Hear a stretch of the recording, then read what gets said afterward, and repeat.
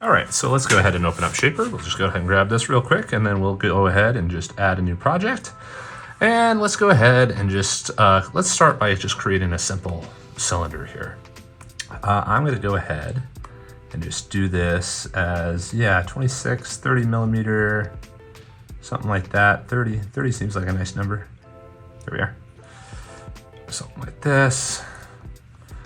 And then I'll do another circle inside the middle there, and then I'm gonna just try to make a little side notch in it.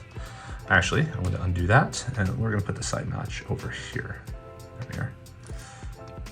I want that actually to go over there. There we go. Okay, so we've got that just like that. We'll go ahead and exit sketch, and then we'll go to tools, extrude, and I'm gonna tap that.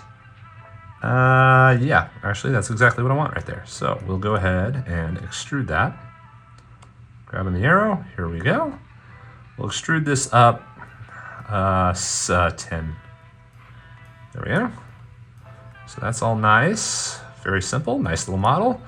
Okay, finish that up, and then we'll go ahead and go to chamfer and fillet.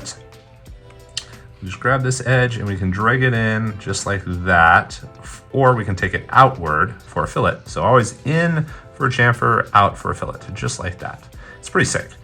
But we're gonna go for chamfer, actually we're gonna go for fillet here on top, and then down on the bottom, I'm gonna go for, got that, oh, my bad. There we are, and we'll take that one, whoops. Hold on. There we go.